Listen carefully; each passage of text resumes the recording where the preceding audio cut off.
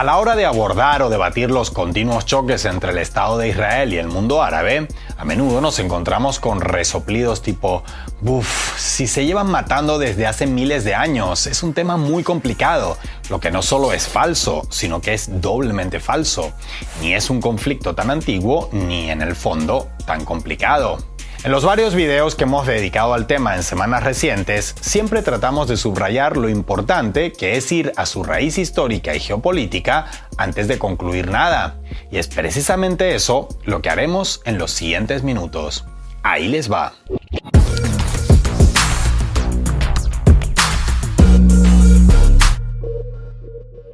La Palestina histórica, como tantas regiones en el mundo, fue habitada y dominada o liberada alternamente por diferentes pueblos, originarios o no, de carácter imperial o no. Cananeos, filisteos y posteriormente hebreos, entre otros, fueron el conjunto de pueblos nómadas semitas de los que se tiene el rastro más antiguo en la zona. Los jebuseos, por ejemplo, fundaron Jerusalén y David fundó el primer reino judío. Las diversas tribus y protoestados fueron pasando de control en los siglos posteriores, de asirios a griegos, de griegos a romanos y de romanos a bizantinos.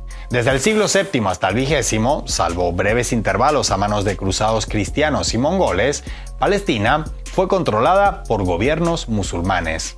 En ese casi milenio y medio, la presencia judía en toda la zona fue muy minoritaria. Y es que el auténtico germen del Estado de Israel tiene entre muy poco y nada que ver en absoluto con los tiempos de filisteos, fariseos, cananeos y demás, y está mucho más relacionado con el auge de los sionistas, es decir, con un movimiento surgido en Europa en el siglo XIX, el sionismo.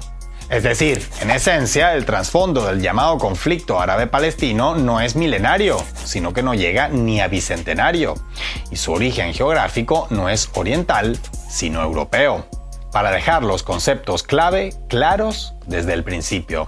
A grandes rasgos, el sionismo es la ideología que propugna el establecimiento de un Estado para el pueblo judío, preferentemente en el territorio donde surgió la religión que le da nombre. El movimiento sionista aparece en un contexto histórico de creciente hostilidad hacia los judíos en toda Europa, donde había numerosas comunidades judías, especialmente en el centro y el este del continente. No en vano, el considerado padre intelectual, o autor intelectual, según se mire, del sionismo fue Theodor Herzl, nacido en Pest, actual Hungría, por entonces parte del Imperio Austríaco. Su breve pero influyente obra El Estado Judío fue escrita en 1896 y no en hebreo ni en yiddish, sino en alemán. En ella, el autor propone la creación de un Estado para el pueblo judío como solución a la diáspora y a los ataques contra esas comunidades en Europa. En el texto, Herzl propone a los judíos europeos que emigren a Palestina para instalarse allí y forzar así la creación de dicho Estado. El ideario del sionismo propugna la unidad del pueblo judío, su vínculo y retorno a la región que los vio surgir como corriente cultural religiosa, la promoción de la lengua hebrea y los valores espirituales del judaísmo, el combate a toda expresión antijudía y mucha atención a esto último, la creación de un Estado ejemplarmente democrático, moral, pacífico y que contribuya a un mundo mejor. No me lo estoy inventando y si se van a reír, mejor no sigo. Y es que en efecto, en muchos de sus aspectos clave, el sionismo recuerda bastante a esas promociones televisivas nocturnas de llame ya a una línea 0800, en las que de lo prometido al hecho hay tremendo trecho. Tanto si esas aspiraciones eran completamente sinceras o no, lo cierto es que el movimiento sionista agarró fuerza rápidamente. En 1897 se celebra el primer Congreso Sionista Mundial, en Suiza, en el que se acuerda, entre otros, la promoción de asentamientos judíos en Palestina. Sin embargo, en aquel entonces el territorio palestino era parte del Imperio Otomano y a sus autoridades, musulmanas en cuerpo, alma y leyes, no les hacía demasiada gracia eso de permitir que una región bajo su control se desislamizara progresivamente mediante una masiva inmigración hebrea. Así, en sus primeras 2 décadas de existencia formal, el sionismo fue más cosa de declaraciones que de acciones.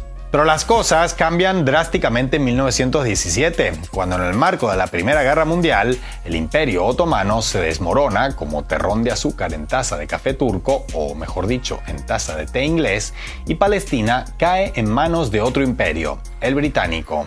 Y ese mismo año el sionismo recibe desde Londres su mayor espaldarazo geopolítico hasta entonces, cuando mediante la Declaración de Balfour, la corona británica da su beneplácito a la futura creación de un Estado judío en Palestina.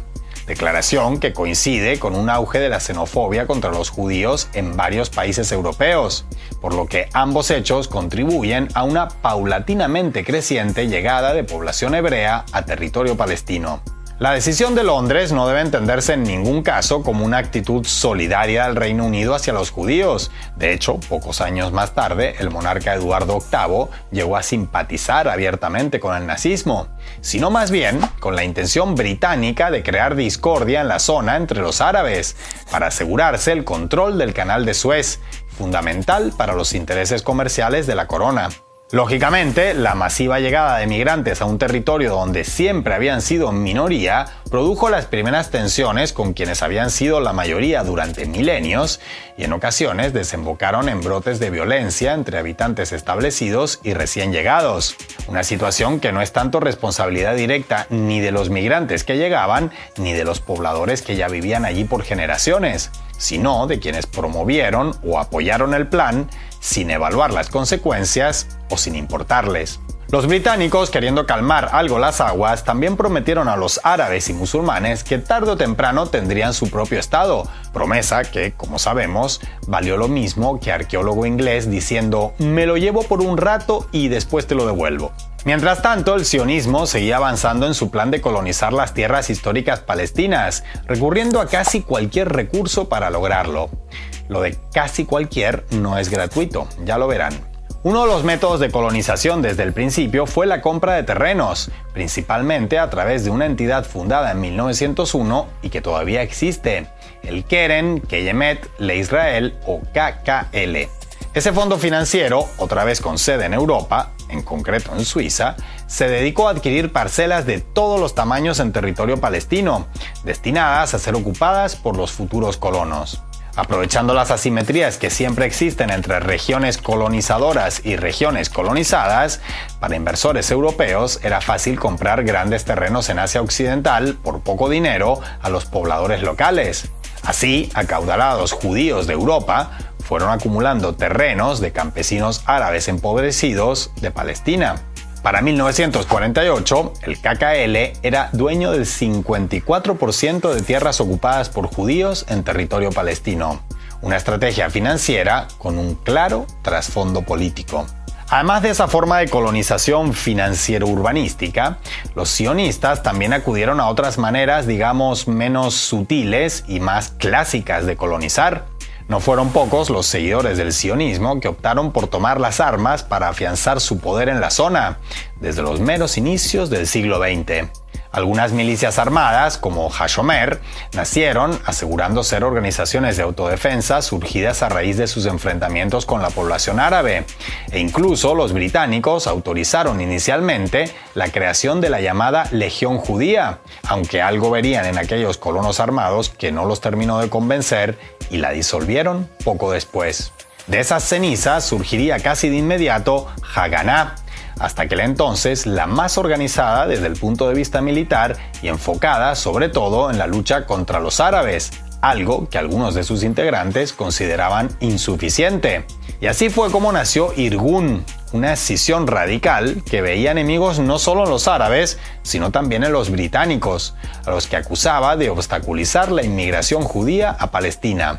Cuando Irgun, ya en la Segunda Guerra Mundial, decidió dejar de luchar contra los británicos porque el Reino Unido combatía contra la Alemania nazi, se produce una nueva escisión llamada Lehi, partidaria de no cesar de hostigar a los británicos que impedían la libre entrada de migrantes judíos a territorio palestino.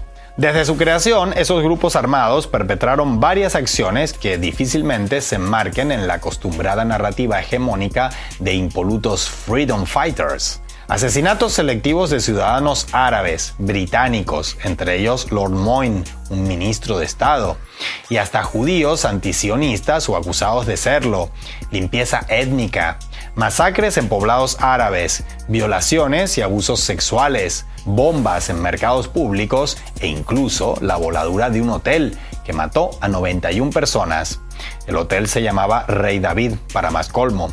No vayan a creer que todo esto forma parte de un pasado vergonzoso que desde Tel Aviv se justifica como parte de un periodo convulso de la historia, ¿no? Por ejemplo, los asesinos del ministro británico que mencionábamos antes fueron enterrados con plenos honores en 1975 en el monte Herzl, lugar que el Estado de Israel reserva exclusivamente a sus héroes más preciados. No en vano, el monte lleva el nombre del fundador del sionismo, ¿recuerdan? Es más, de entre los grupos armados mencionados anteriormente, el que puso la bomba en el hotel fue el precursor del partido Likud, el que más gobiernos israelíes ha encabezado en este siglo XXI, incluido el actual. Y el germen de todos aquellos grupos paramilitares, Haganah, fue el precursor de las así llamadas Fuerzas de Defensa de Israel, es decir, su actual ejército oficial. En la hasta cierto punto heterogénea historia del sionismo, con la que en primer lugar no comulga todo el judaísmo ni fuera ni dentro del Estado de Israel, asunto al que por cierto dedicamos un completo video recientemente, sino que además estuvo formada por diversas corrientes ocasionalmente enfrentadas entre sí, hay incluso espacio para esos momentos que parecen cosa de conspiranoicos, pero son hechos históricos plenamente comprobados. Por ejemplo, cuando la Alemania nazi colaboró con el sionismo para poblar territorio palestino con colonos judíos. En agosto de 1933, 8 meses después de la llegada de Hitler al poder, se cerró un pacto entre la Federación Sionista de Alemania y las autoridades financieras del régimen nazi. El llamado Acuerdo de Haavara implicó la emigración de judíos hacia Palestina con pleno apoyo de Berlín, a condición de que los migrantes no se llevaran su dinero con ellos, sino que lo gastaran en bienes alemanes que podrían trasladar consigo en su viaje. En los 6 años siguientes, alrededor de 60.000 judíos emigraron hacia territorio palestino gracias a un programa que además revitalizó la industria y arcas alemanas, según lo acordado. El programa, muy polémico tanto entre nazis como entre sionistas, fue cancelado justo al estallar la Segunda Guerra Mundial. El nazismo terminó siendo, con sus políticas contra los judíos en Europa, discriminatorias primero y genocidas después, el impulsor indirecto de las siguientes y decisivas olas de migrantes judíos antes, durante y tras el final de la guerra, que cambiaron el paisaje demográfico de Palestina y terminaron desembocando en la aceptación del Estado de Israel en Naciones Unidas en 1949. El sionismo cumplía así su anhelo aproximadamente medio siglo después de que Theodor Herzl publicara El Estado Judío. Un objetivo que el movimiento sionista logró afianzando su poder y presencia en Palestina mediante el abuso financiero de unas regiones privilegiadas sobre otras menos favorecidas, el uso de la violencia indiscriminada como supuesto derecho de autodefensa y ocasionalmente incluso el pacto con el peor enemigo del judaísmo que ha pasado por el planeta. Como les decíamos al principio del video, no hay que remontarse a milenios atrás para analizar un conflicto que podrá ser difícil de solucionar, por supuesto, pero que en el fondo no es complejo de entender.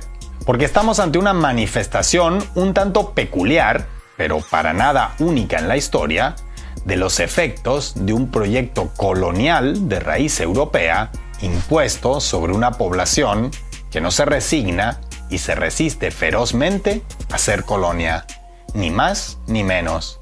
Y no solo es imposible analizar lo que ocurre en Gaza, Cisjordania o los territorios controlados por Tel Aviv sin tener eso en cuenta, sino que en realidad no hace falta tener en cuenta mucho más.